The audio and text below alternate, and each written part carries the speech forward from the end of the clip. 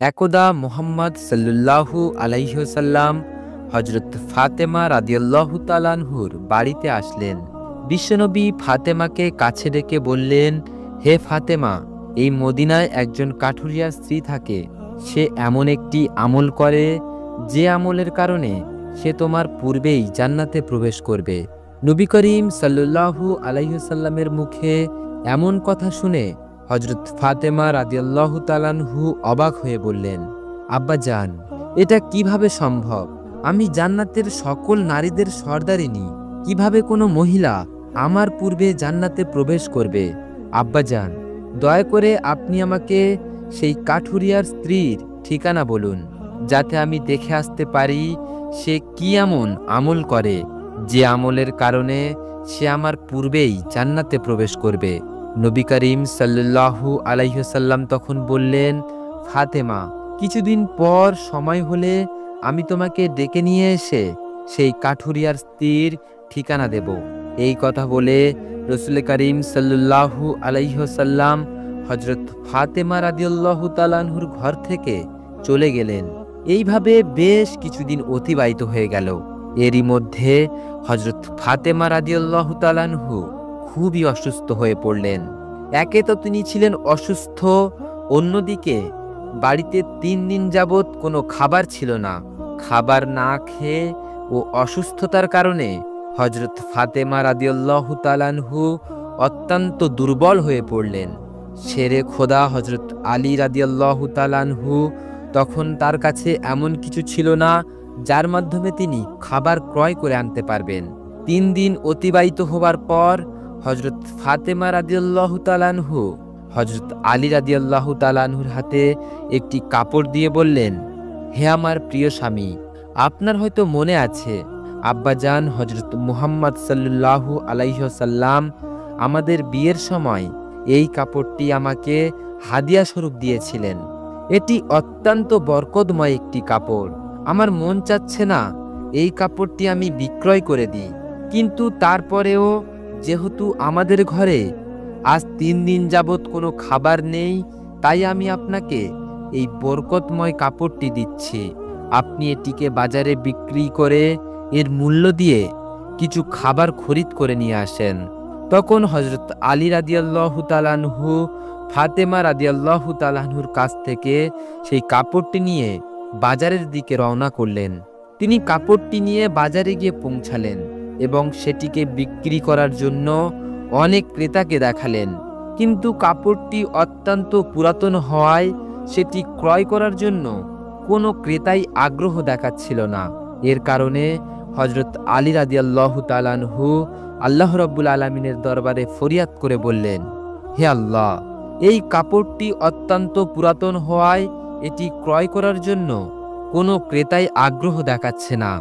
আজ 3 দিন যাবৎ নবীজির কলিজার টুকরা মেয়ে হযরত ফাতেমা রাদিয়াল্লাহু তাআলা আনহু এবং হাসান ও হুসাইন না খেয়ে আছে। হে আল্লাহ, আজ যদি এই কাপড়টি আমি বিক্রয় করে এর মূল্য ক্রয় করে খাবার বাড়িতে না নিয়ে যেতে পারি, তাহলে আজকেও তারা না খেয়ে থাকবে। আপনি এই কাপড়টি বিক্রয় করার জন্য একজন ক্রেতার ব্যবস্থা করে দিন। শেরে খোদা হযরত আলী রাদিয়াল্লাহু তাআলা আনহুর এই দোয়ার পরে একজন ক্রেতা আগমন করলেন এবং সে তাকে প্রশ্ন করল, হে আলী, তুমি কি এই কাপড়টি বিক্রয় করতে চাও? তখন হযরত আলী রাদিয়াল্লাহু তাআলা আনহু বললেন, জনাব, আমি তো কাপড়টি বিক্রয় করার জন্যই এটিকে বাজারে নিয়ে এসেছি। তখন লোকটি বলল, কি পরিমাণ অর্থ দিলে তুমি এই কাপড়টি বিক্রয় করবে? শেরে খোদা হযরত আলী রাদিয়াল্লাহু তাআলা আনহু জানতেন এই কাপড়টি অত্যন্ত পুরাতন। এর মূল্য সর্বোচ্চ 1 দিরহাম বা 2 দিরহাম হতে পারে। তাই তিনি কোনো দামাদামি না চেয়ে বললেন, জনাব, আপনার যা মর্জি তাই প্রদান করুন। আমি নিজে থেকে কাপড়টির জন্য কোনো দাম চাচ্ছি না। তখন সেই ক্রেতা বলল, আমি 6 দিরহাম দিয়ে এই কাপড়টি ক্রয় করতে চাই। তুমি কি বিক্রয় করতে রাজি আছো? তখন হযরত আলী রাদিয়াল্লাহু তাআলা আনহু অত্যন্ত খুশির সঙ্গে রাজি হয়ে গেলেন এবং বললেন, জনাব, আপনি আমাকে 6 দিরহাম দিয়ে এই কাপড়টি ক্রয় করতে পারেন। অতঃপর ক্রেতা হযরত আলী রাদিয়াল্লাহু তাআলা আনহুকে 6 দিরহাম দিল এবং হযরত আলী রাদিয়াল্লাহু তাআলা আনহু ক্রেতাকে তার কাপড়টি হস্তান্তর করলেন। ওইদিকে আল্লাহ রাব্বুল আলামিনের একদল ফেরেশতা অন্য একদল ফেরেশতাদেরকে বলতে লাগলো, নবী করিম সাল্লাল্লাহু আলাইহি ওয়াসাল্লামের সাহাবীগণ অত্যন্ত দানশীল। তারা সুখে দুঃখে সব অবস্থাতে দান করে।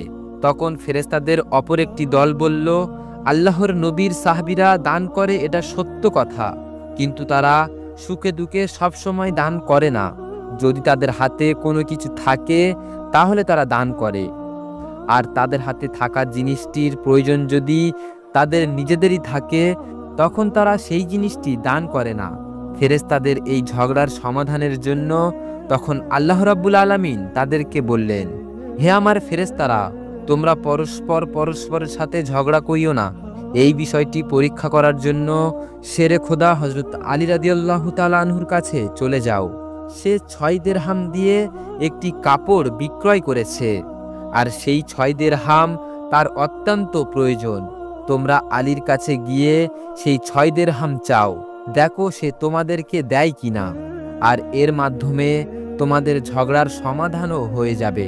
আল্লাহ রাব্বুল আলামিনের পক্ষ থেকে এই নির্দেশ লাভের পর একজন ফেরেশতা ফকির বেশে হযরত আলী রাদিয়াল্লাহু তাআলা আনহুর কাছে আগমন করলেন।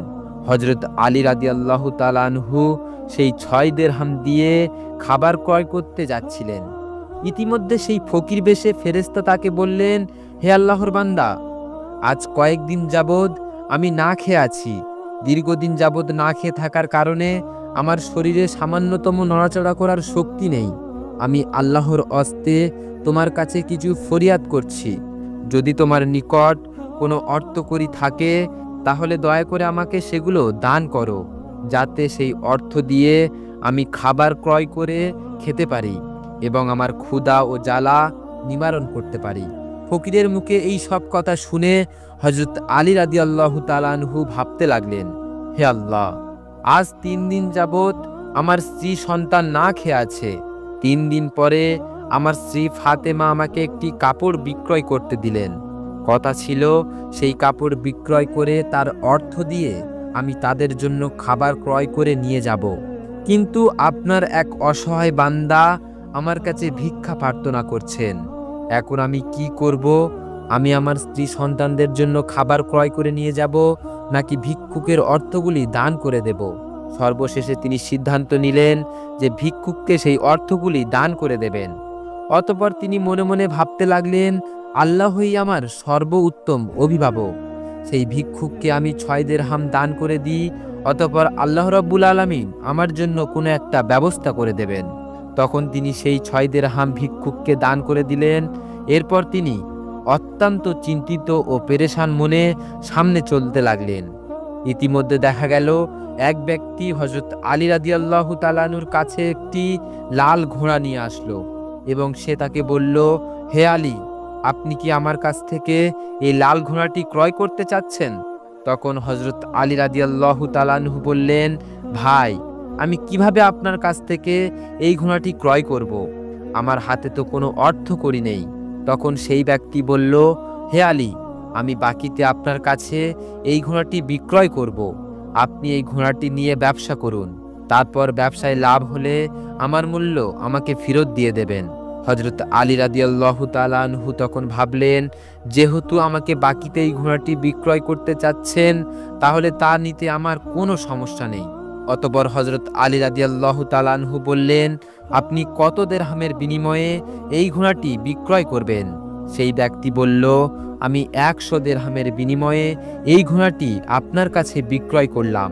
হযরত আলী রাদিয়াল্লাহু তাআলা আনহু 100 দিরহামের বিনিময়ে সেই ঘোড়াটি তার কাছ থেকে ক্রয় করলেন। হযরত আলী রাদিয়াল্লাহু তাআলা আনহু যখন সেই ঘোড়াটি বিক্রয় করার জন্য বাজারে নিয়ে এলেন, তখন এক ব্যক্তি এসে তাকে জিজ্ঞেস করলেন, হে আলী, আপনি কি এই ঘোড়াটি বিক্রয় করতে চান? তখন হযরত আলী রাদিয়াল্লাহু তাআলা আনহু বললেন, ভাই, আমি তো এটি বিক্রয় করার জন্য বাজারে নিয়ে এসেছি। সেই লোকটি বললেন, আপনি কত দিরহামের বিনিময়ে এই ঘোড়াটি বিক্রয় করতে চান? হযরত আলী রাদিয়াল্লাহু তাআলা আনহু নিজে থেকে কোনো দাম বললেন না। সেই লোকটাকে বললেন, আপনি কত দিরহামের বিনিময়ে এই ঘোড়াটি ক্রয় করতে পারবেন? আমি 160 দিরহামের বিনিময়ে এই ঘোড়াটি আপনার কাছ থেকে ক্রয় করতে চাইছি। তখন হযরত আলী রাদিয়াল্লাহু তাআলা আনহু চিন্তা করলেন, আমি তো এই ঘোড়াটি 100 দিরহামের বিনিময়ে ক্রয় করেছি, আর তিনি তো আমার মূল্য পরিশোধ করতে চাচ্ছেন 160 দিরহাম, অতএব এখানে আমার 60 দিরহাম লাভ হবে। তখন হযরত আলী রাদিয়াল্লাহু তাআলা আনহু বললেন, ভাই, আমি আপনার কাছে 160 দিরহামের বিনিময়ে ঘোড়াটি বিক্রয় করে দিলাম।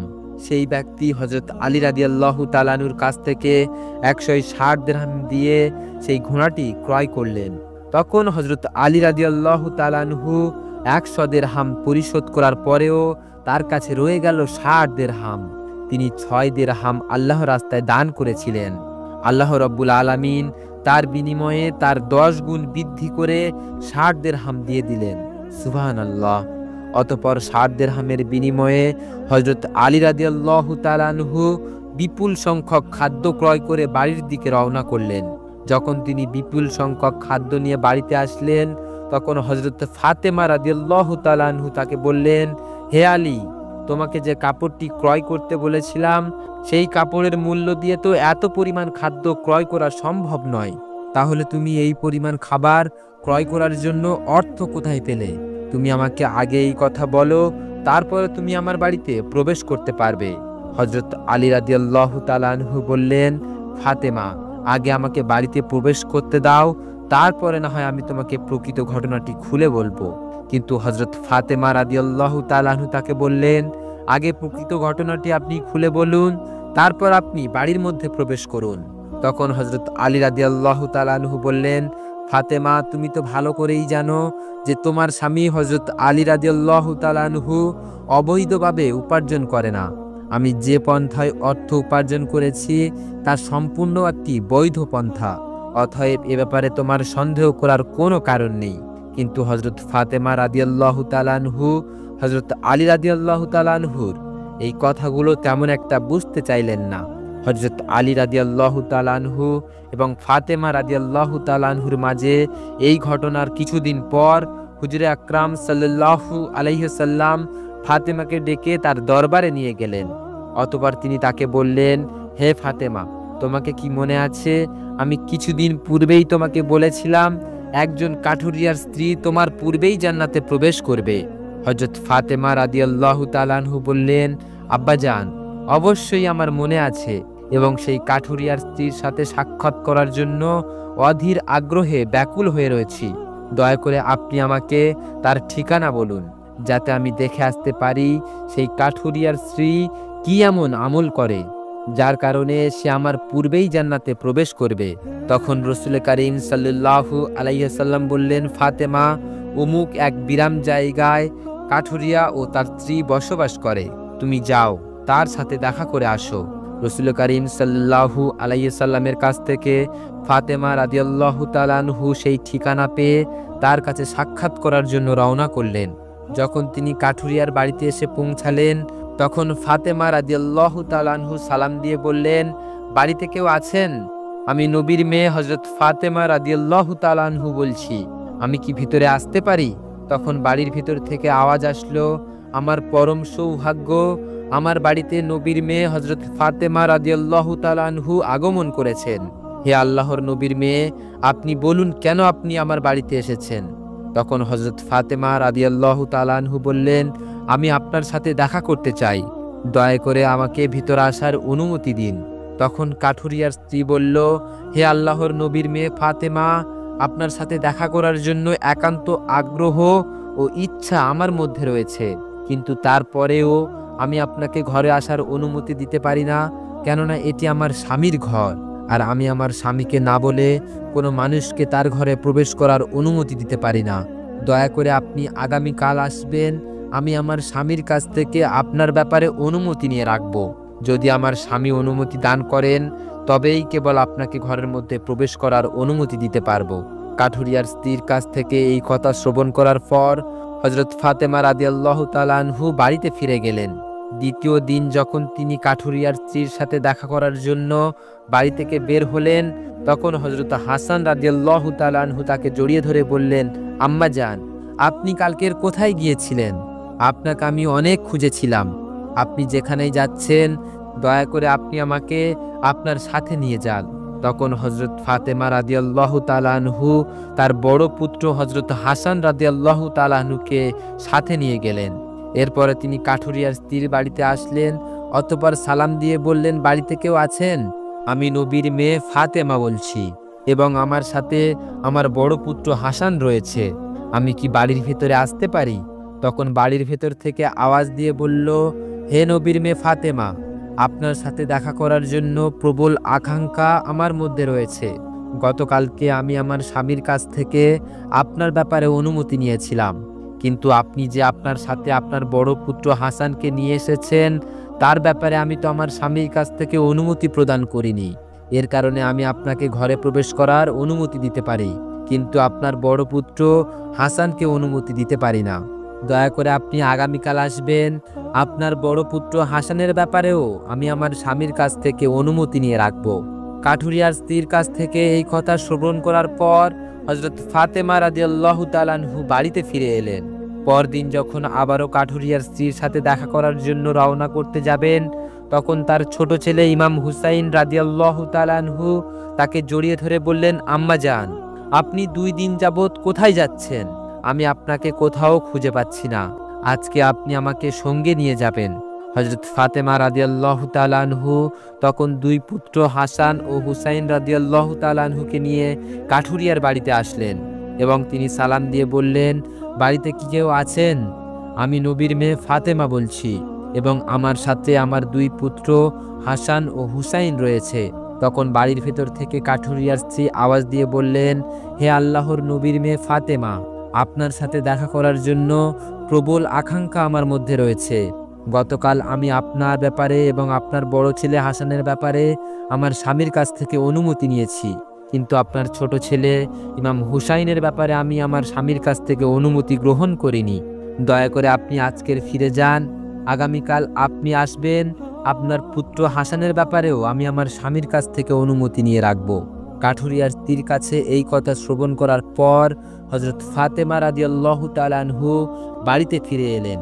পরদিন ফাতেমা রাদিয়াল্লাহু তাআলা আনহু হাসান ও হুসাইন রাদিয়াল্লাহু তাআলা আনহুকে নিয়ে কাঠুরিয়ার স্ত্রীর বাড়িতে আসলেন। তখন কাঠুরিয়ার স্ত্রী তাকে ঘরে প্রবেশ করার অনুমতি দান করলেন।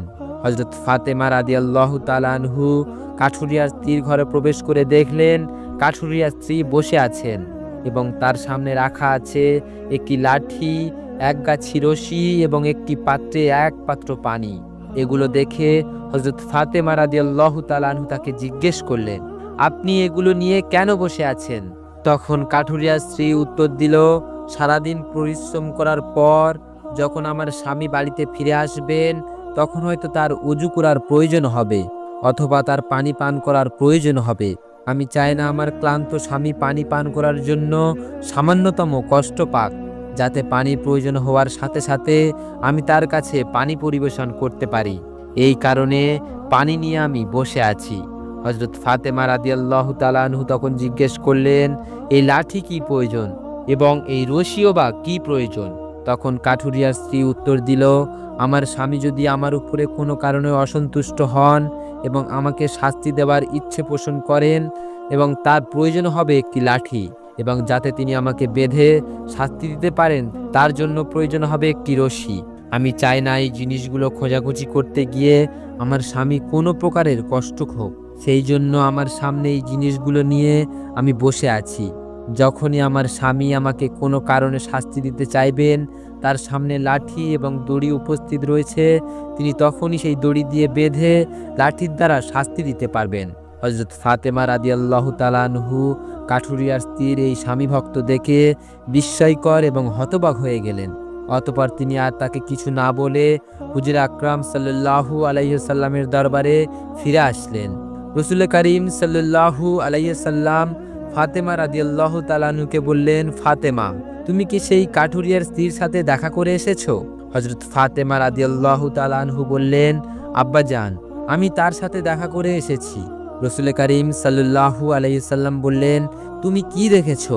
হযরত ফাতেমা রাদিয়াল্লাহু তাআলা আনহু বললেন, আব্বাজান, সেই মহিলাটি অত্যন্ত স্বামী ভক্ত। রসুল করিম সাল্লাল্লাহু আলাইহি সাল্লাম বললেন, ফাতেমা, তার কাছ থেকে তোমার শেখার অনেক কিছুই রয়েছে। হযরত ফাতেমা রাদিয়াল্লাহু তাআলা আনহু বললেন, আব্বাজান, আমি তার কাছ থেকে কি কি শিক্ষা অর্জন করতে পারি এবং সে কিভাবে আমার পূর্বে জান্নাতে প্রবেশ করবে, এই ব্যাপারটি আমাকে বুঝিয়ে বলুন। রসুল করিম সাল্লাল্লাহু আলাইহি সাল্লাম তখন বললেন, হে ফাতেমা, কিছুদিন আগে তোমার স্বামীকে একটি কাপড় বিক্রয় করার জন্য দিয়েছিলেন। হযরত আলী সেই কাপড়টি বিক্রয় করে তোমার জন্য অনেক খাবার ক্রয় করে নিয়ে এসেছিল, কিন্তু তুমি সন্দেহ করেছিলে যে আলী এগুলো অবৈধ পন্থায় উপার্জন করেছে কিনা। এই জন্য তুমি তোমার স্বামীর ঘরে প্রবেশ করতে দাওনি এবং তাকে বিভিন্ন প্রশ্ন করার মাধ্যমে তার মনে তুমি কষ্ট দিয়েছিলে, অথচ তুমি জানতে তোমার স্বামী আলী অবৈধ পথে কোনোদিনও উপার্জন করতে পারে না। হে ফাতেমা, যখন আলীকে সেই কাপড়টি বিক্রয় করার জন্য দিয়েছিলে, হযরত আলী তার জন্য কোনো ক্রেতা খুঁজে পাচ্ছিলেন না। তখন আল্লাহ রাব্বুল আলামিন তার ফেরেশতা হযরত মিকাইল আলাইহিস সালামকে কাপড় ক্রয় করার জন্য পাঠিয়েছিলেন। আল্লাহর ফেরেশতা মিকাইল 6 দিরহাম বিনিময়ে আলীর কাছ থেকে সেই কাপড়টি ক্রয় করেছিলেন। এরপর আল্লাহর আরেকজন ফেরেশতা এসে সেই 6 দিরহাম ভিক্ষার প্রার্থনা করে আলী সেই 6 দিরহাম আল্লাহর রাস্তায় দান করেন। অতঃপর আলী চিন্তিত অবস্থায় বাড়িতে ফিরে আসছিলেন। এমন সময় হযরত জিবরাইল আলাইহিস সালাম তার কাছে একটি লাল ঘোড়া 100 দিরহামের বিনিময়ে বাকিতে বিক্রয় করে দিলেন। আলী সেই ঘোড়াটি নিয়ে বাজারে যায়। হযরত ইসরাফিল আলাইহিস সালাম 160 দিরহামের বিনিময়ে তার কাছ থেকে সেই ঘোড়াটি ক্রয় করে। আল্লাহ রাব্বুল আলামিন আলীকে 6 দিরহামের বিনিময়ে 10 গুণ বৃদ্ধি করে 60 দিরহাম প্রদান করেন এবং সেই অর্থগুলো দিয়ে আলী প্রচুর পরিমাণে খাবার ক্রয় করে তোমাদের জন্য নিয়ে গিয়েছিল। হে ফাতেমা, শুনে রাখো, যে কাপড়টি হযরত আলী বিক্রয় করেছিল, আল্লাহ রাব্বুল আলামিন সেই কাপড়টি জান্নাতে সংরক্ষণ করে রেখেছেন এবং যে ঘোড়াটি দিয়ে আলী ব্যবসা করেছিল, সেই ঘোড়াটিকেও আল্লাহ রাব্বুল আলামিন জান্নাতে সংরক্ষণ করে রেখেছেন। কাল কিয়ামতের দিন যখন তুমি জান্নাতে প্রবেশ করবে, তুমি যখন সেই ঘোড়ার উপরে থাকবে এবং সেই কাপড়টি হবে সেই ঘোড়ার লাগাম, আর সেই লাগাম ধরে থাকবে উক্ত কাটুরিয়ার স্ত্রী। লাগামটি ধরে থাকার কারণে সে তোমার আগেই জান্নাতে প্রবেশ করবে এবং তুমি তার পরে জান্নাতে প্রবেশ করবে। কাঠুরিয়া স্ত্রীর অতুলনীয় স্বামীভক্ত হলো তার এই মর্যাদা প্রাপ্তির একমাত্র কারণ। প্রিয় দর্শক, এই ছিল হযরত ফাতেমা রাদিয়াল্লাহু তাআলা আনহু ও কাঠুরিয়া স্ত্রীর ঘটনা। মহান আল্লাহ রাব্বুল আলামিন আমাদের সবাইকে এই ঘটনা থেকে শিক্ষা নেওয়ার তৌফিক দান করুন। আমিন।